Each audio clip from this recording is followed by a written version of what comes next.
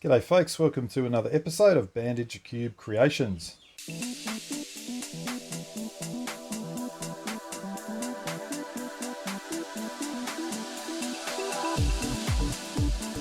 Today we're looking at the beginner Y cube.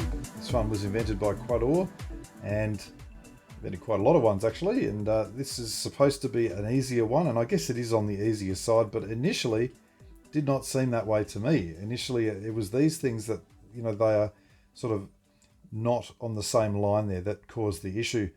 Not a huge issue as you'll see, but it's a very interesting cube nonetheless. So the beginner Y cube, you've got the clock here at the, if I'm holding it in the standard color scheme, it's the up face front right. So there's nothing on the yellow face, nothing on the red. I've got a clock, where I was saying clock here on the down to down right. I've got a pair at the front down to front down left, and I've got a pair at the, what's that, back down to back down left as well. So that's called the Y cube. You can see sort of the Y shape there. That's what's going on. So in terms of scrambling and what can happen here, all pieces can be separated, edges can be flipped, corners can be twisted, and I will get into the scrambling of it now. What I generally would do is position them like that, because then it's fairly straightforward to just start turning these other faces. I can turn most other faces, even turning that up, I can move something and put it back and do this. So pretty easy to do it. What I find, these ones don't move at the moment, so then I would say, well, let's just turn that out of the way, bring that up. Okay, now that one's in play as well.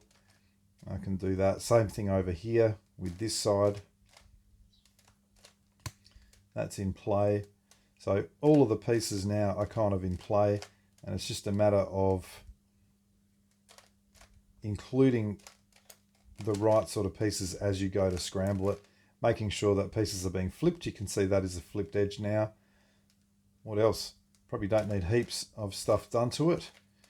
And once you're happy with that, then it's time to, and if you're not happy and you want to move that around and you can't, move it off there, just perhaps change it to here, or you could even leave it where it was and just move them out the way, do something like that.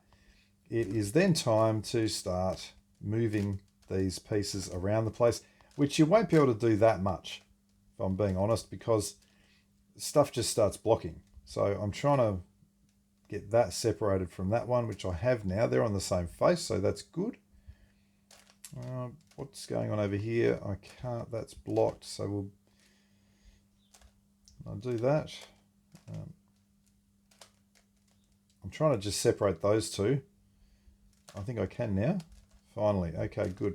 So yeah, keep doing that. I look at that and I don't really like it. I don't think it's a huge problem, but I still don't like it. So I'm going to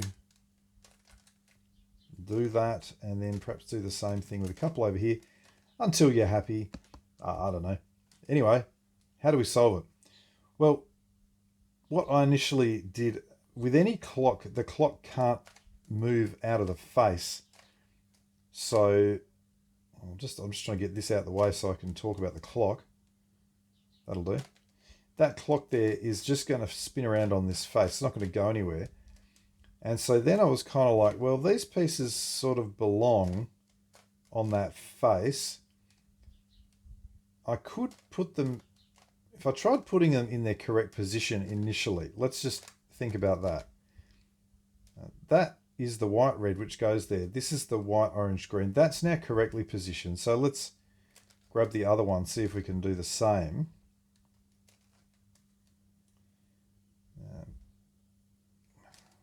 This always takes way longer than it should for this sort of thing for me. Let's try that. Okay, there we go. So that's the Y structure. Now I had a couple of options when I was thinking about how do I go about solving it. I either leave it like this, or I do something as follows. Just flip them around to make this, which is the configuration I had when I was scrambling it. I decided not to do this because I just found it was really confusing with the colors.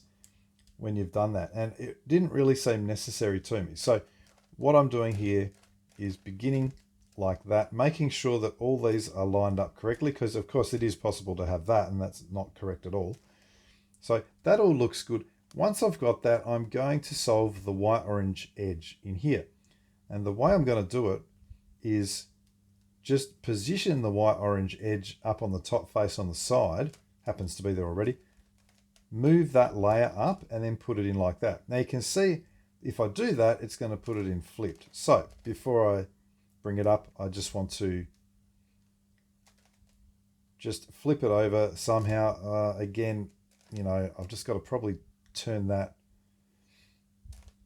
This always takes longer, I feel, than it should. I might even do that and then see if I can. Let's be a little bit smarter here. There must be there is a very simple way, because I'm about to show it with some other pieces.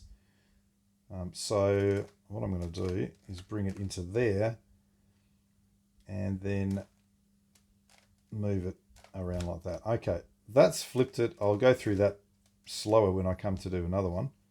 So now it's on the side again. I can turn that up into position. I bring it in and now it is correctly positioned. So is that. I don't care about that. This stuff is here. So that's really the first bit. I just want to get that sitting there. Next thing I want to do is to solve the green orange and the blue orange edges, which are these two here. And you can see the green orange is sitting there. So let's go ahead and get the blue orange and put it into that position. So it's here in the middle layer. I'm just going to turn it up and off and return that pair down to there. Now the blue orange goes into that position. So what I just need to do now, because I need to, if you can think about this, I want to turn this face up, turn it around, you can see it matches, and then bring it back down. Well, to do that, I've got to rotate the down face so that it is like that, and it will actually turn. So that's not going to turn clearly. This one, the problem is there, that goes up to the top face. So there's only really one position that you want. That's it. I can turn that up, put it on. It's in position, and that's now done. That's dislodged the green orange, which is good. So I've got the same thing happening there. I've got to turn this up to do it. So there we go. That's the configuration I want there. Place that one. And we're in. That's a pretty nice thing. That's actually done a big block, if you look at it. All of that is a big block. So it's kind of like we've reduced to a big block, but we've got this extra annoying piece here. All right, now we'll move on. And the next thing I want to do is solve these two middle layer edges, the red-green, the red-blue. Now, let's have a look. The red-green is in there. It's the same sort of thing here. So this one, I'll turn it across to there, and it's got to, in fact, that's how it's got to be. Put that in, just simple moves again. The blue-red's got to come out first. And then what I'm going to have to do is bring it in this way, turning it up like that. Okay, so they are in. And you can see it's looking quite a bit better. Now, at this stage, I'm going to have either my yellow edges are going to be all correctly oriented, or there's going to be some flipped. There might be a couple next to each other, a couple opposite, or four of them could be flipped, I know. And we just need to unflip the ones that need unflipping. Ordinarily, what I would do would be doing like a down, down, up, up first. But as soon as I try to do that, that's blocked.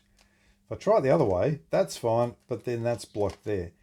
And I sort of looked at, you know, could I do down turns during the moves? It just became extremely problematic and a lot of pieces were dislodged. No good.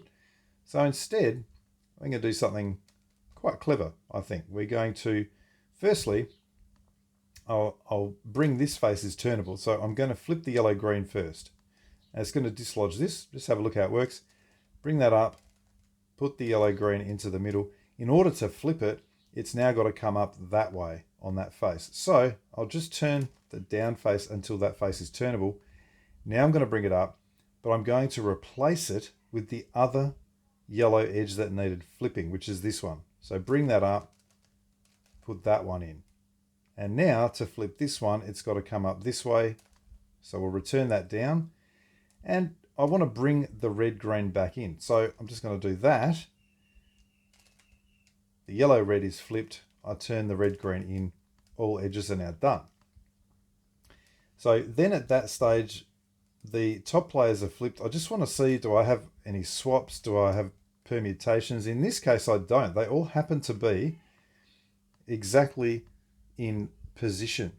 And I do want to show what to do if you have a swap. Okay, so here we've got a swap of the yellow, red, yellow, blue.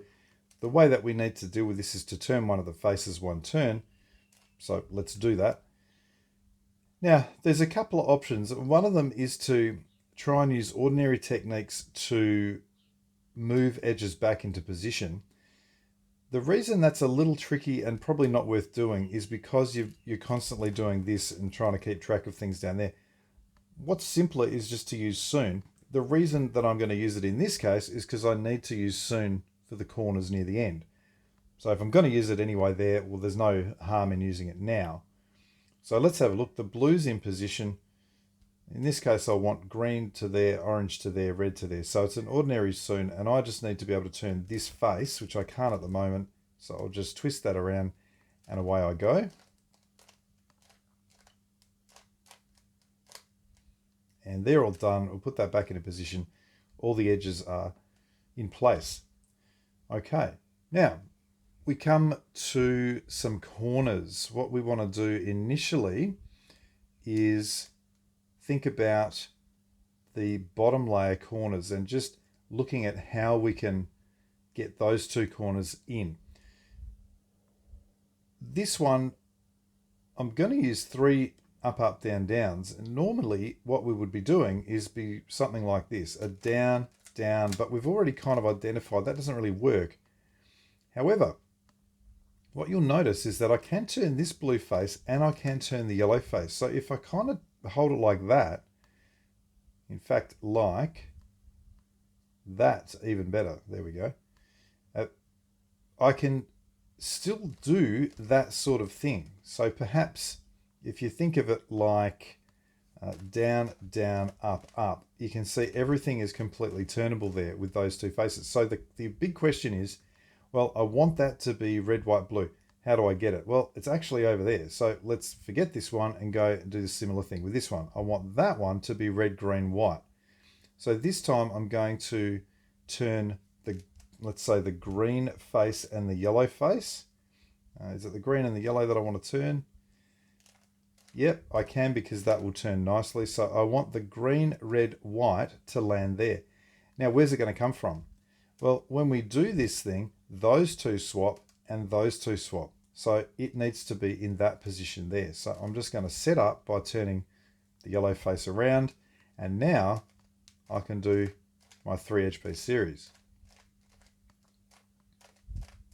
Okay, that's done. Undo the setup.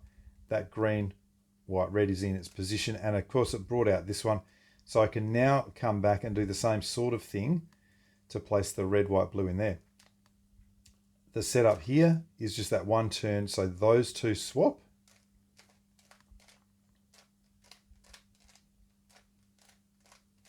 And that's done. Let's put them back. That happens to have placed and oriented. That one still needs to be oriented in a minute. Now, for the last 3 corners, the problem with doing that sort of thing is that I don't have a corner on another layer that I can play with. And that's why that technique there just worked, because these were on a different layer than that yellow face. So I'm going to use the corner piece series now, which, believe it or not, we can happily use on this. So I'll just have to look at the direction. I've got the yellow, orange, green to there, yellow, orange, blue to there, and this one across. So I'm essentially holding it like that, and it's going to be an upper turn clockwise first, and then a right turn. But at the moment, there's no way I'm doing rights or left. So I just need to temporarily turn the down face like that. And now I'm happily able to carry that out. All done. Oh my goodness, they've actually mostly oriented as well. So when I put the down face back, you can see, hey, that was pretty painless. It's a known sequence. we are all good. So the final stage is just to twist corners. Normally I'd have a few more on the top to twist, but this is enough to demonstrate what we're going to do. We are going to use Sune. And I did try and look at how could I do it without that. Could I do it with the normal method, which would be something like, let me see if I can sort of demonstrate this. Probably not easy to do it. You know, you'd have two faces that you would be going, yeah, that would work. Up, up. Oh, now I can't because that's in the way. That was the first issue. Even if I could find that and a way to do it, the second issue was I couldn't then turn the upper face to bring in the third or the second piece. So as it happens, far easier just to use Sune. And for that, I will have a yellow upper face and I'll turn this one as my right face. So I just need to get the clockwise turning one there, which it is, the anti-clockwise one here. So that's my setups. So let's say that I wanted to turn that. I can't just do that because it'll dislodge this. So before I turn it, I'll do that setup there. So I'm not going to remember that setup. I'm going to remember the rest. So I've got to do a right turn, an up turn, which puts those two into position, and then I must undo my right turn. Otherwise, if I try doing a Sune here, it's not really going to work. So that's now the position that I'm in with those two. So just remembering what I did, that's where we were to begin with. So I've put that to there, and now a right, up, right prime. Now I'm ready to twist these two with a Sune and then a left-hand Sune, whatever that is called.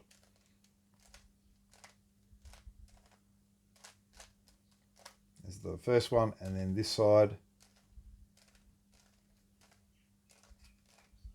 Okay, that is done. Now we've got to undo those setups. So that one, not that one. What was it? Let me just think again. It was up to there, around to there, and down. And you can see that's come back quite nicely. And that was the last one that I didn't have to remember. And this beginner Y cube is solved. So nice little puzzle. Not too challenging, but still a little bit tricky. And yes, we had to use some Sune. Well, here's the puzzle for the next video, and this one is called Old Wall. I don't know if it's the Old Wall or just Old Wall, but it's presented by YG Cuber. Presented a whole bunch of bandage puzzles. This one's the Old Wall. It's got 2 clocks and 3 pairs. So the 2 clocks are sort of next to each other here. So rather than that, this one's been rotated. And then the pairs are all around. Now, I'm not sure if it's meant to be related to the wall cube or something else, but as with any combination of pairs and clocks, I suspect it's going to be tricky. It is kind of cool though. We've got a nice free space over here. I'm not sure how that'll go, but this is the Old Wall cube. You can see the clocks. We've got right to right down. We've got front to front right for the 2 clocks. And then the pairs up front to up front left, up right to up right front, and then right back to right up back. And that is the puzzle for the next video.